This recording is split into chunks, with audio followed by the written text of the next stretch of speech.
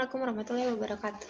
Perkenalkan, nama saya Lady Sulandita dari Fakultas Hukum Universitas Islam Bandung. Di sini saya akan menjelaskan skripsi saya yang berjudul Perlindungan Hukum bagi Anak yang Bekerja dalam Industri Rumah Tangga dihubungkan dengan Undang-Undang Nomor 13 Tahun 2003 tentang Ketenagakerjaan dan Penguasaan ILO Nomor 182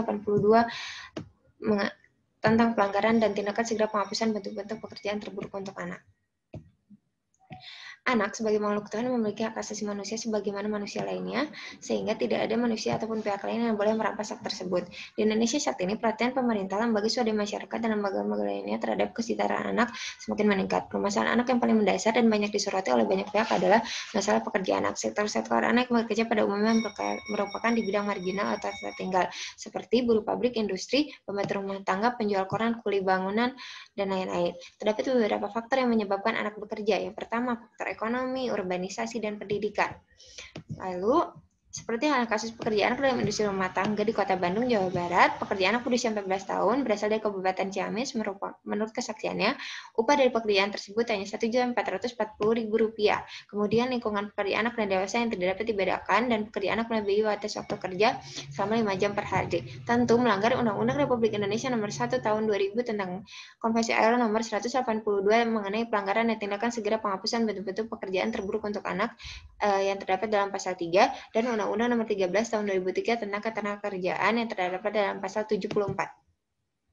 Identifikasi masalahnya, yang pertama ada bagaimana perlindungan hukum bagi anak yang bekerja dalam industri rumah tangga di Kota Bandung dihubungkan dengan Undang-Undang Nomor 13 Tahun 2003 tentang Ketenagakerjaan dan Undang-Undang Republik Indonesia Nomor 1 Tahun 2000 tentang Konvensi ILO Nomor 182 mengenai pelanggaran dan tindakan segera penghapusan bentuk-bentuk pekerjaan terburuk untuk anak.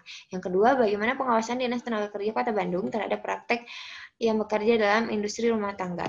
Lalu, langsung ke pembahasannya. Yang pertama, analisis perlindungan hukum bagi anak yang bekerja dalam industri rumah tangga di Kota Bandung dihubungkan dengan Undang-Undang Ketenagakerjaan yang tercantum dalam pasal 69 ayat 2. Butir A, pertama, tidak ada izin tertulis antara orang tua atau wali apabila anak bekerja harus memperoleh izin secara tertulis dari orang tua atau walinya. Izin kerja terkait dengan hak dan kewajiban anak dan pengusaha, misalnya ketentuan jam kerja, pembayaran upah, dan lain-lain. Yang kedua, pasal 69 ayat 2 butir B, tidak didasarkan pada perjanjian kerja.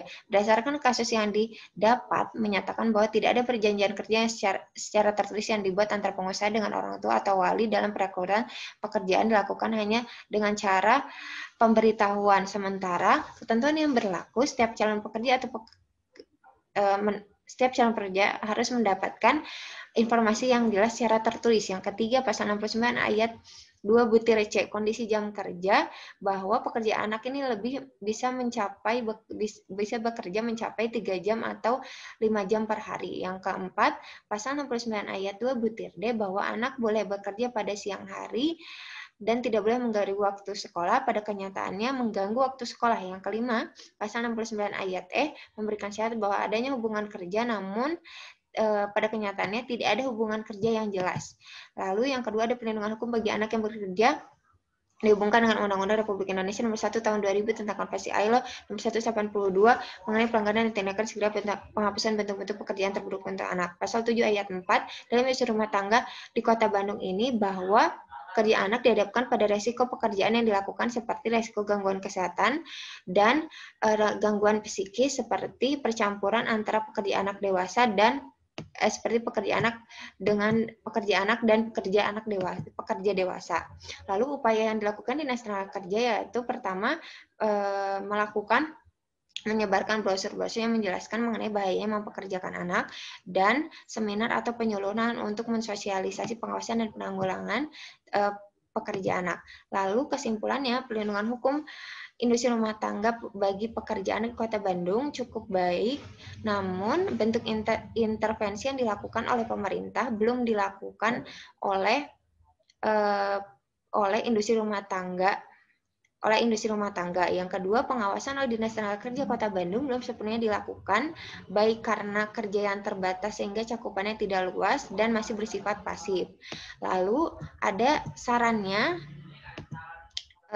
Sarannya adalah yang pertama, diharapkan Dinas Tenaga Kerja Kota Bandung agar berperan aktif dalam melakukan pengawasan baik berbentuk badan hukum maupun orang per orang. Selain itu lebih konsekuen dalam menegakkan aturan yang sudah ada.